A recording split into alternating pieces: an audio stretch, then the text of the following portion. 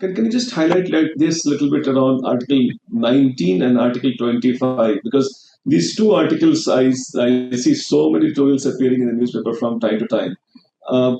Maybe separately 19 and separately 25, and then probably try and see if we can have some connect between the two. Yes, sure, sir. So Article 19 essentially is trying to provide us with a whole composite set of rights. And when we talk about the freedom of speech and expression, and it forms the cardinal feature of the democratic rights.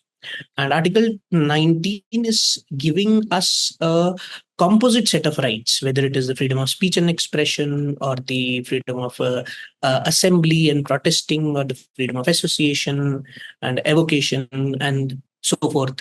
And these rights, they are civil rights. These are political rights, and they are cardinal for the well functioning of a democracy. But at the same time, the Article 19 will also enlist a number of reasonable restrictions, because any right, and especially when it comes to the rights like freedom of speech and expression, it is a liberty, but it is not a license.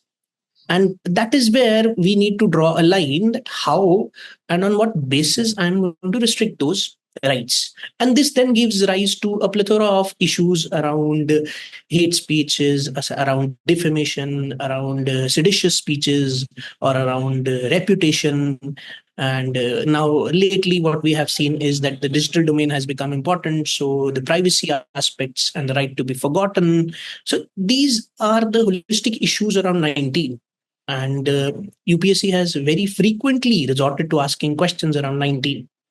So I think 19 is one such right, which in by itself is very important. And then when it comes to 25, we are talking about the freedom of speech and expression and taking it to the domain of the individual's relationship with the supernatural, or your God, or your association with any supernatural entity. And that is where, again, a very important component of the freedom comes into picture, which every individual wants to have to lead a good life.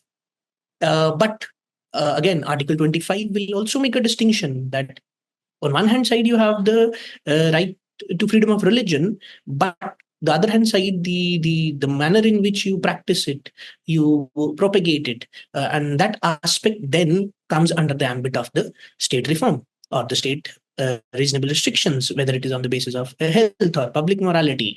And that is where this component again then becomes a very important component, because to what extent the state can intervene, because that's a very, very sensitive issue for everyone. And then it has implications for the secular fabric of the country itself. So the dynamics of freedom, and the fact that the freedom has to be seen as a right but not as a license, that becomes very important. And I think that is where we'll have to look at the various reasonable restrictions which come into place.